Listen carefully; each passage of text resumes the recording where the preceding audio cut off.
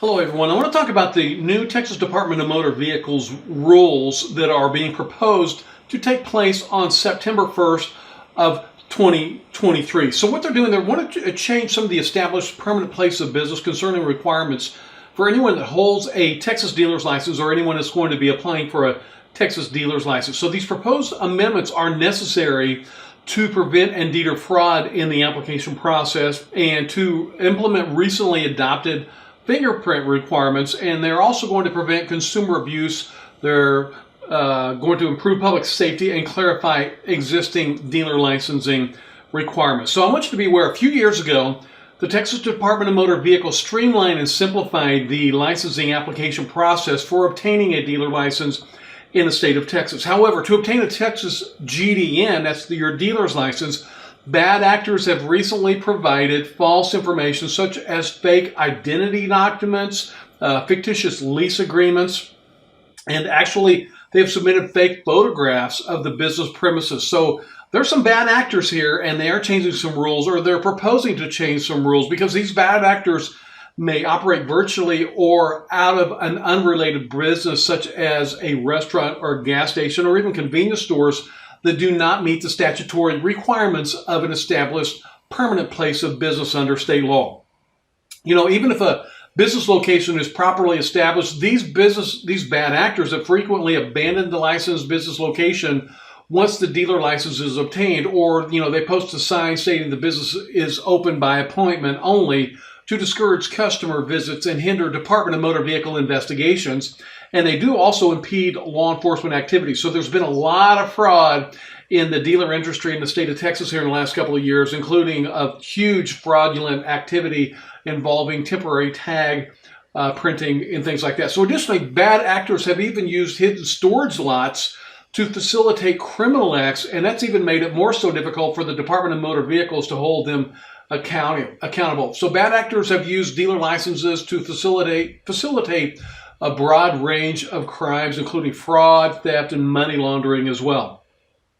Bad actor licenses also use their dealer licenses to print fraudulent temporary tags, enabling criminals to operate stolen vehicles.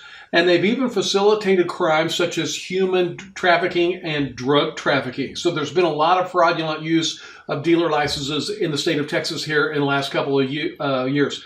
Criminals even use fraudulent temporary tags registered under fake names and addresses to hinder law enforcement's ability to trace vehicles. Fraudulent temporary tags are also used to operate motor vehicles that violate environmental and safety regulations, thus endangering the public welfare in that respect as well.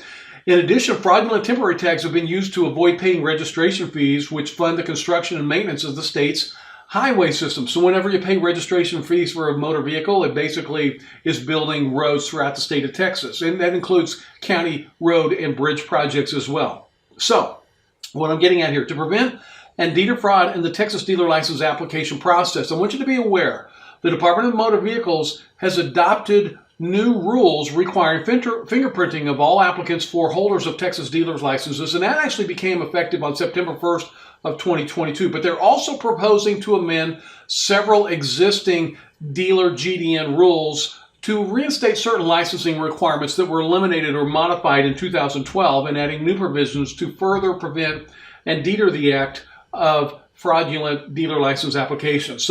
So in a nutshell, in the past, after 2012, the state basically streamlined the process of obtaining a dealer's license, and they eliminated a lot of startup requirements, where this new rule that they're going to be looking at will implement a lot of those requirements back into the process. So applicants for new dealer licenses, as well as existing dealer license holders, may inadvertently or on purpose fail to comply or fail to continue complying with all the requirements for an established place of business. So the DMV always requires that you maintain your established place of business. And we actually talk about this extensively in your dealer training course. If you do decide to take your course from us, or if maybe you've taken it in the class, you've got to maintain your business location requirements. And when the Department of Motor Vehicles evaluates an application, and they might be concerned whether a business location meets all statutory requirements, or if they do suspect fraud, then the department assigns an investigator to visit that location.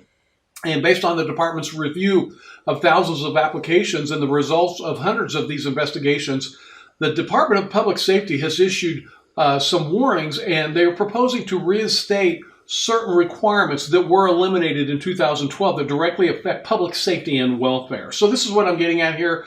I want you to be aware the Department has identified premise requirements that can be clarified in law. So they are going to propose some new rules on your location requirements. So this is really important because of the frequency of dealer license applications that are failing to comply with municipal occupancy requirements. And as we talk about in a dealer training course, you always have to meet all municipal and county zoning requirements. So every dealer in the state is required to meet local zoning. So it's a really important factor in obtaining your dealer's license. You have to meet local zoning. And you can always find that out whatever city you're in, or maybe if you're in a county, you can call your county courthouse or your city hall, ask for planning and zoning, and ask them if the address that you want to use can be used as a dealership, or if you can hold a dealer's license at that location. So the DMV is proposing 3 new requirements to deter fraud in the dealer license application process and hopefully prevent fraud and public abuse if a dealer license is issued. So the first proposal, and these are rule proposals, so I want you to be aware, rule proposals are just proposals at this time. And the Texas Department of Motor Vehicle Board of Motor Vehicles will actually evaluate these proposals, and they will probably change them a little bit, but more than likely it's going to come out very similar to what we're talking about right now. And when they do approve these proposals, they should go into effect on September 1st of 2023. So that's usually the date that most laws go into effect, September 1st of 2023. So if you've currently taken a course or you're getting ready to take the course, that course content and laws that you find out right now are current until at least September 1st of 2023. So the first rule, the proposal is to require a dealer license applicant to list a manager or other bona fide employee in the application process if they are owned by an out-of-state owner, or if that owner will not be present during business hours at the established place of business in Texas. So this is going to allow the Department of Motor Vehicles to identify and appropriately investigate the background and criminal history of any person who's authorized to be the business representative and will be physically present at the business location in Texas. So the state just wants to make sure that the business is being staffed correctly, okay? Now, the second proposed rule requires the dealer license to designate an owner or representative on the application that's going to have access to the temporary tag database. So you will basically have to provide an administrator if it's not going to be yourself. And this is hopefully going to, deter fraud in dealer tags. So, the buyer tags and everything, they've been really abused here in the last couple of years, and a lot of DMV employees have done everything they can to change this. So it's going to change the dealer's authorization to issue a temporary tag as well. And it's going to ensure that the proper buyer's temporary tag database is secure. And this will hopefully fight all the fraud that's happened with tag issuance here in the last couple of years. So the third proposal requires applicants to provide information related to insolvency, including any outstanding or unpaid judgments or liens. So, the DMV, they basically require that dealers are financially secure because you're going to be handling all these very large financial transactions, either if you have a dealer's license or you're going to have it. And so, basically they want to make sure that you are fit to hold a dealer license financially. Many times you're going to have oversight over very large financial transactions. And a lot of times it might just be you and, say, for example, one person in your office, the person you're selling that vehicle to. And for most of your customers, this is one of the largest investments that they make, second only to their home.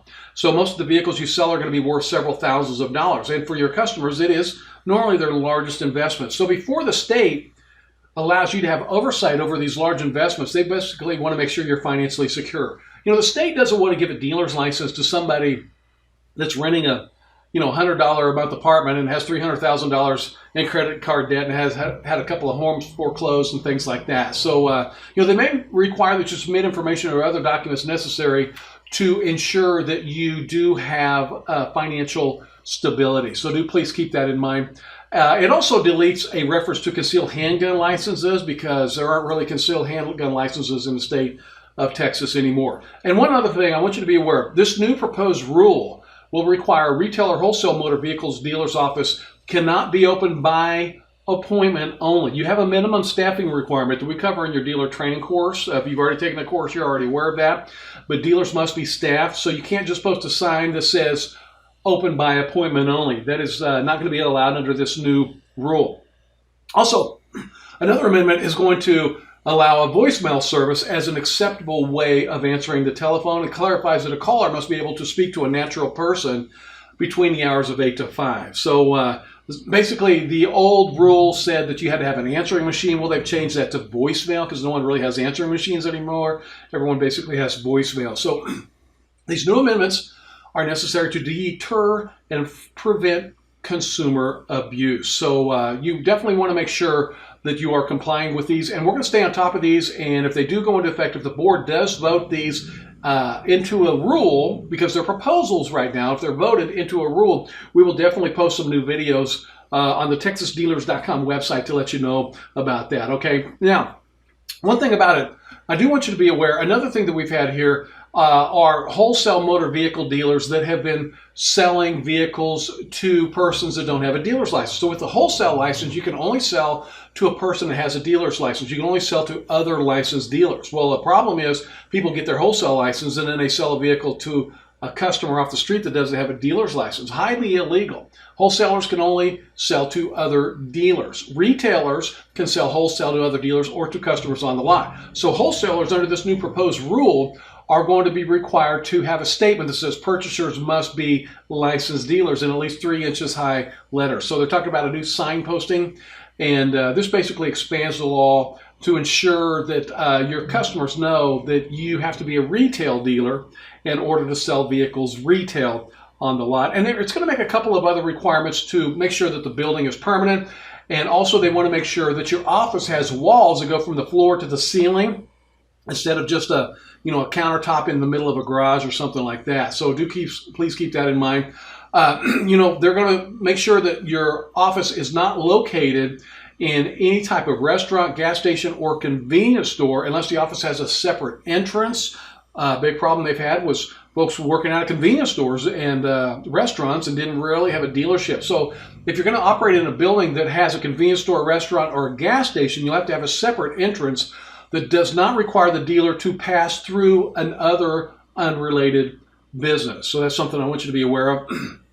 Law enforcement officers have told the Department of Motor Vehicle that restaurants, gas stations, and convenience stores are much more likely than other business locations to be used to commit fraud and crime, including trafficking in drugs, guns, and even trafficking in people for that matter, and because of all the temporary tag fraud that has been committed by license holders operating out of these businesses. So I also want you to be aware that part of this new rule is going to clarify that a dealer's office may not be virtual. Now, I'm sure you're familiar with virtual offices such as WeWork, DaVinci, Regis. You're not going to be able to have a dealership out of a virtual office. It has to basically be a bricks and mortar building. So that's something the state wants you to be aware of. And I always want you to be aware, if you go to the TexasDealers.com website, I'm going to show you that screenshot here in just a few moments. You'll always be able to click on dealer videos. And whenever there's a brand new law or a rule that goes into effect, then it's going to be, we'll post those videos as soon as we can. Okay, so, on a final requirement, they're going to require that your walls to your office are at least 7 feet high. So that's something they want you to be aware of. Your office, they want it to be accessible, and you have to have at least one customer safely access the office and business while seated. So they want to make sure that you're always operating in a safe, conducive environment that is safe and conducive for motor vehicle transactions. The state doesn't want you just filling out titles next to some car and some jack inside of a garage or something like that. So do please keep that in mind.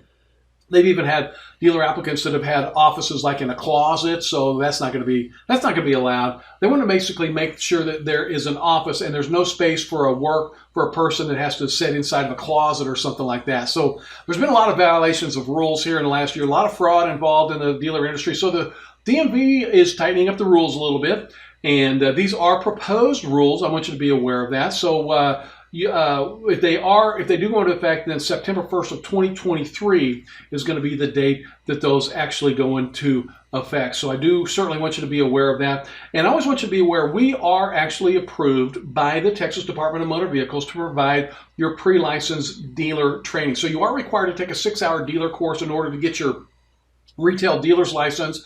And in the course, we actually show you exactly how to apply for your license correctly. We go into the entire process of running your new business.